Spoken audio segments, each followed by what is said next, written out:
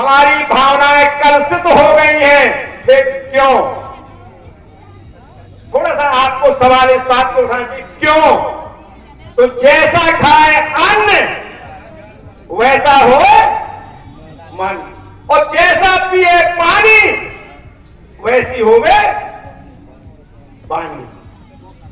तो देखिए, इस बात से आप सहमत हैं? जो मैंने कहा उस बात से आप सहमत हैं? चलिए, बहुत बहुत धन्यवाद आप लोगों को। तो फिर बस भाई साहब, अब आप लोग तैयार हो जाइए बिगुल बजाने के लिए। इसका बिगुल बजाना पड़ेगा। मैं आप लोगों को एक उदाहरण देता हूं। जब भी सिंथेटिक का खोवा आएगा और एक दुकानदार खोवा के पेड़ा बनाएगा, वो कभी अपने बेटे को खाने को नहीं देगा। सच है? लेकिन किसान अपनी फसल में जहर डालता है, फिर भी अपने बेटे को परोसता है। सच है? मान रहे हैं आप? सच है? सच है। चलिए, बहुत बहुत आप लोगों को धन्यवाद। तो बस इसलिए मैं आप लोगों को कह रहा हूं, मैं आप लोगों को संदेश देके बता रहा हूं, आप लोगों से जो है निवेदन कर रहा हूं कि अपने बेटे को जहर परोसना बंद कर दीजिए। आज आप संकल्प ले लीजिए।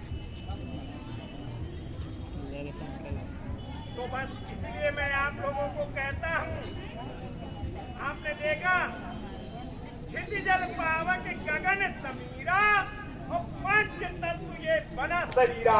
इन 5 चीजों से ये हमारा शरीर बना है। हमें इन चीजों पे संजो के रखना होगा। किनको? जल, जंगल, जमीन, जानवर, जन। समझ रहे? जल, पानी, जंगल, वृक्ष, जल, जंगल, जमीन, हमारी पृथ्वी, जल, जंगल, जमीन, जानवर। हमें अपने जानवर सुरक्षित रखना होंगे। जल, जंगल, जमीन, जानवर और जल, जब इनको सबको हम सुरक्षित रख देंगे, हमारा जीवन सुरक्षित है। अब आपके साथ जो मैं एक वार्ता करूंगा, और वो वार्ता कैसी है? वार्ता इस बात की है, मैंने आपसे कहा जैसा खाए अन्न वैसा हो मन। इसलिए मैं आप लोगों से ये वार्ता कर रहा हूं, हमारा मन क्यों कलुषित हुआ, हमारा मन क्यों द्वेषपूर्ण हुआ। मैं आप लोगों से एक सवाल करूंगा। यहां हमारी माताएं, बहनी, भाई सब लोग बैठे हुए हैं। ये बताइए, कोई ऐसा पिता है जो अपने पुत्र से खुश हो?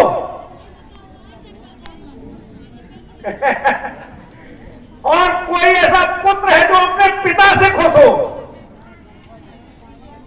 क्यों? क्यों? तो उसी तरह से मैं कह रहा हूं, क्या कोई अपनी सास अपनी बहू से खुश है? और कोई बहू अपनी सास से खुश है? क्यों? फिर सवाल आता है, क्यों? ये केवल असर है खान पान का। पहले एक बात बताइए, जो एक दिन बहू थी तब सास से लड़ती थी, जब सास बन गई तो बहू से लड़ने लगी। नहीं, क्यों? मैं देखिए, मैं सवाल क्यों से कर रहा हूं, सबके उत्तर दूंगा। जहां एक प्रश्न आता है क्यों, वही बात है, लड़का था, पिता से लड़ता था, पिता बन गया वो अपने लड़के से लड़ रहा है। क्यों? क्यों ऐसी मानसिकता बनी? और पहले आप देखते थे कि पुत्र के वियोग में पिता प्राण त्याग देता था। पुत्र के वियोग में पिता प्राण त्याग देता था। क्यों? आज क्यों नहीं ऐसा हो रहा? तो देखिए, हमें आपको अपनी जो है इस पर विशेष ध्यान देने की जरूरत है। और जब आप लोग इस पे ध्यान देंगे तो ये मेरा कहना है कि आप लोगों को आज इस मंच से के माध्यम से मैं आप लोगों को ऐसी जानकारियां बताने जा रहा हूं कि यदि आपने कर लिया तो आपका 7 पीढ़ी तक का कल्याण होगा। 7 पीढ़ी तक का कल्याण होगा। मैं पहले आपको उदाहरण दे रहा हूं, इसके बाद, या मैं पहले आपको बता दूं, इसके बाद उदाहरण दूं। मैं आपको एक जो है खेती बता रहा हूं, और खेती कौन सी है? गौ आधारित प्राकृतिक खेती। गौ आधारित प्राकृतिक खेती। गौ को जो पालना है वो दूध और डालना, आप तो केवल उसका मूत्र और गोबर के लिए आप पालिए। दुनिया की ऐसी कोई शक्ति नहीं है, इतनी बड़ी तेजी से परिवर्तन लाने की शक्ति नहीं है, लेकिन हमारी माता गौ माता में इतनी शक्ति है कि वो तुरंत परिवर्तन लाती है। गौ माता में इतनी शक्ति है, जिस तरह से यदि आपका 1 कुंटल दूध रखा हो और 100 ग्राम आप उसमें मट्ठा डाल दीजिए, क्या होगा? मतलब दही बन जाएगा।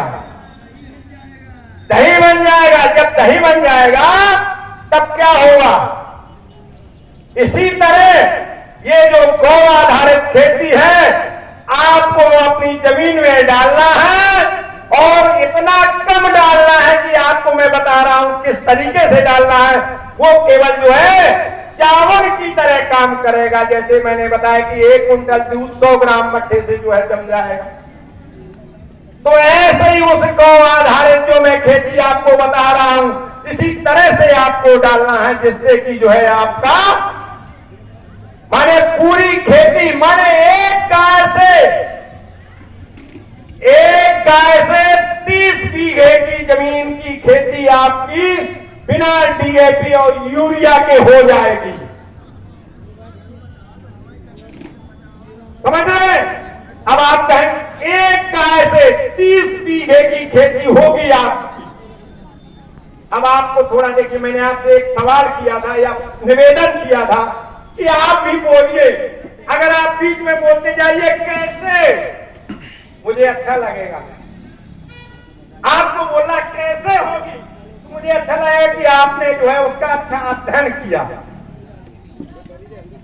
हाँ, बहुत अच्छा। चलिए माता जी के नाम से ताली बजाइए। बहुत अच्छा। बैठिए, अभी बता रहा हूं।